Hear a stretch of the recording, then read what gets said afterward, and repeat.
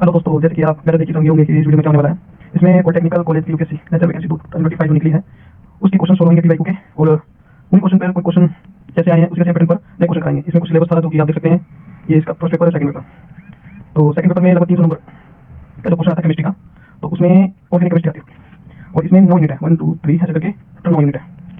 उसी के जो 9 यूनिट है उन्हीं का जो पीवाईक्यू क्वेश्चन देखा मैंने, ये पीवाईक्यू क्वेश्चन था 2021 में एग्जाम हुआ था, उसी के पीवाईक्यू लिए हैं। इससे थोड़ा आइडिया रहेगा कि कैसे क्वेश्चन पूछेंगे और कैसे अपने को तैयार करना है कि कितना डीपली पढ़ना है, कितना मतलब याद रखना है, ऐसे कंसेप्ट कितने क्लियर करने हैं।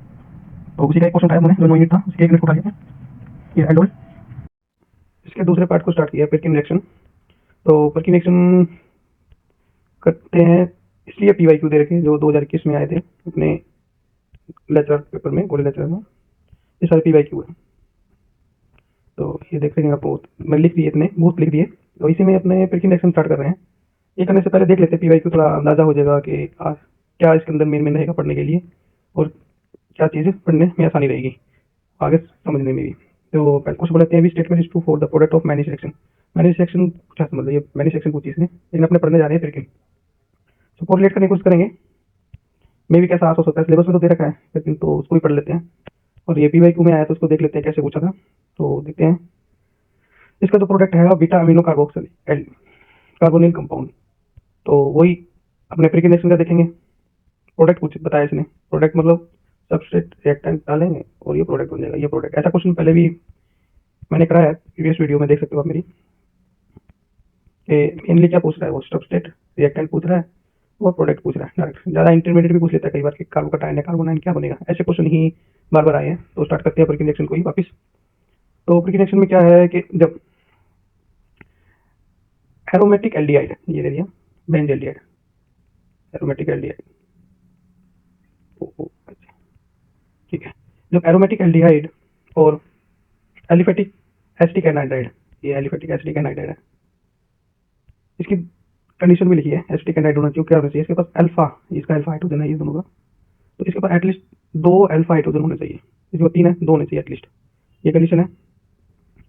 बेस की प्रेजेंस में, ये बेस ले लिया अपने। बेस की प्रेजेंस में क्या होगा, ये कंडेंसेट होंगे। कंडेंसेट इट मीन्स देख सकते हो आप, ये एरोमेटिक एल्डिहाइड और एसिटिक एनाइड्राइड। तो इसकी इस पोजीशन को देखोगे, अगर बेस लेंगे तो ये पोजीशन और ये पोजीशन, मीन्स कहना चाहता हूँ ये वाली पोजीशन और ये पोजीशन आपस में कंडेंसेट हो रही होगी। प्रोडक्ट देख लो आप, लगभग सेम है। यहाँ से हाइड्रोजन निकला, यहाँ से OH, ऐसे हाइड्रोजन, और ये एल्काइन एल्कीन फॉर्मेशन होगी वो। और इसके इस वाले पार्ट, ये वाला जो पार्ट है ये रिमूव हो जाता है, ये देख सकते हो। फर्दर अगर हीट की जाती है, इसको और गर्म करते हैं तो क्या बना देता है, एराइल। एराइल मतलब कि साइक्लिक एराइल सब्स्टिट्यूटेड एल्कीन का फॉर्मेशन कर देता है। तो ऐसा में भी क्वेश्चन आ सकता है कि पेरकिन रिएक्शन वो अपनी जो उसका प्रोडक्ट क्या होगा। तो ये आंसर होगा इसका, क्योंकि ये एराइल सब्स्टिट्यूटेड एल्कीन स्ट्रक्चर बना के दे देगा, कोई ऐसी स्ट्रक्चर बना के दे देगा। तो चलो इसका मैकेनिज्म स्टार्ट करते हैं। तो फॉर्मेशन ऑफ इनोलेटाइन, पहला स्टेप है फॉर्मेशन ऑफ इनोलेटाइन। मींस जो बेस होगा इसके इस एसिटिक प्रोटॉन को, इस प्रोटॉन को एक्सेप्ट कर लेगा और इधर आयन जनरेट कर देगा। इनोलेटाइन फॉर्मेशन हो गया। Secondary formation of alkoxide ion, it means ये बताया था नेगेटिव चार्ज है तो कोई इस स्ट्रक्चर में क्या करेगा, दूसरे जो एराइल एल्डिहाइड है मतलब बेंज एल्डिहाइड है जो, इसके इस पोजीशन पर नेगेटिव चार्ज है, इसके इस पोजीशन पर अटैक करेगा कार्बन के, अपन को ऑक्सीजन पर नेगेटिव चार्ज आ जाएगा। तो ये कुछ एल्कोक्साइड आयन जैसी स्ट्रक्चर बन जाएगी। आप देख पा रहे होंगे ये स्ट्रक्चर और ये वाला पार्ट इसके इस पार्ट से जुड़ा है। और इसके बाद आप देख रहे होंगे तीसरे में आएगा, इसमें इंटरमोलिकुलर रीअरेंजमेंट भी हो रहा है। मतलब जो ये स्ट्रक्चर बनी है इसमें रीअरेंजमेंट होगा। किस प्रकार से होगा, मैंने लिखा है कि जो ये वाला इसका नेगेटिव चार्ज है वो एसिटिक एनाइड के सेकेंडरी पार्ट पर यहाँ पर अटैक करेगा और ऑक्सीजन करेंगे, ऐसे ओपन करेगा। जो इस प्रकार की स्ट्रक्चर बनेगी। एक थोड़ी कंफ्यूजन सी लग रही होगी आपको कि ये साइक्लाइज कैसे लिख दिया डायरेक्ट। साइक्लाइज नहीं है, ये साइक्लाइज हुआ है। इसको स्टेप बाय देखेंगे तो थोड़ा इजी लगेगा समझने में। जैसे यहाँ पीएच है तो ये वाला पार्ट आप देख सकते हैं, ये 2 कार्बन, इसके लिए 2 कार्बन, 2 कार्बन, 2 कार्बन। सेकेंडरी ये वाला पार्ट ये रहा, ठीक है।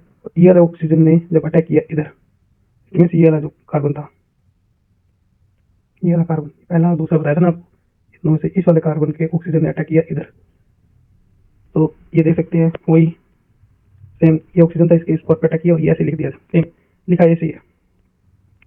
सेकेंडरी आप देखोगे इसके बाद क्या हुआ रीअरेंजमेंट में, तो इसका रीअरेंजमेंट हो रहा है, जो ये ऑक्सीजन है इसका वापिस इस कार्बन पे आ रहा है और ये रिंग टूट जा रही है, यहाँ से ब्रेक हो जा रही है। जैसे ही ब्रेक होगी तो इस पार्ट पर नेगेटिव चार्ज वापिस आ जाएगा, तो इसका ये पार्ट है, इस पर नेगेटिव चार्ज आया। उसके बाद आप सोच रहे होंगे कि अगर पहले नेगेटिव चार्ज लाना था, ये पोजीशन यहाँ जोड़नी थी, तो वापस को तोड़ा, लेकिन इसमें थोड़ा अलग हुआ है, ये वाला पोर्शन है इसके इस पार्ट से ऐड हो गया और ये वाला तोड़ दिया पार्ट इसने, ऐसी सिचुएशन हुई, आप देख सकते हैं। और ये बताया टूटने के बाद ये कोई पार्ट बन गया, इसमें आएगा इसके अंदर एसाइलेशन, जो ये पार्ट बना अपना इस पर एसाइलेशन हो गया, मतलब कि OC का एडिशन हुआ, और जो कि इस प्रकार से स्ट्रक्चर बनी, उसके बाद OC ऐड हो गया, ऐसा ग्रुप्स का ऐड हुआ। फिर इसमें E2 एलिमिनेशन, थोड़ा ध्यान से देखना पड़ेगा E2 एलिमिनेशन कैसे हो रहा है। E2 एलिमिनेशन में देखेंगे कि जो ये वाला जो पोर्शन है, इस पोर्शन में इस वाले हाइड्रोजन जो कार्बन पर जो हाइड्रोजन है ये क्या कर रहा है, रिमूव हो रहा है और यहाँ पे डबल बॉन्ड दे रहा है, देख रहे होंगे। जैसे ये इस पोजीशन के हाइड्रोजन रिमूव होगा और ये वाला ऑक्सीजन क्या आएगा, रिमूव हो जाएगा, और ये पूरा ग्रुप रिमूव हो जाएगा, एसिटिक एसिड पूरा ग्रुप रिमूव हो जाएगा। देखोगे ये वाला जो ये पूरा पार्ट दिख रहा है आपको, ये वाला ये पूरा पार्ट देख सकते हो, ये बन चुके हैं। फर्दर अब हाइड्रोलिसिस होगी इसकी, हाइड्रोलिसिस H2O और एसिडिक कंडीशन ले लेते हैं। ये जैसी हाइड्रोलिसिस होगी इसकी, तो ये जो ये रिएक्शन थी इसमें क्या है, जो एस्टर बॉन्ड है वो टूटेगा, इसका ये एस्टर बॉन्ड है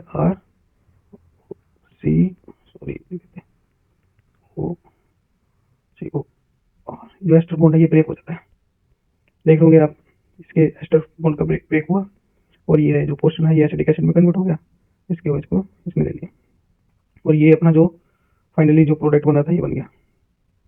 तो पहले बताया मैंने आपको कि ये जो ये वाला पार्ट कैसे बना है, इसका मैकेनिज्म बताया, और ये पूरे मैकेनिज्म की PDF भी इसी में डिस्क्रिप्शन में दे दूंगा, ये थोड़ा इजी रहेगा आपको। अगर फर्दर इस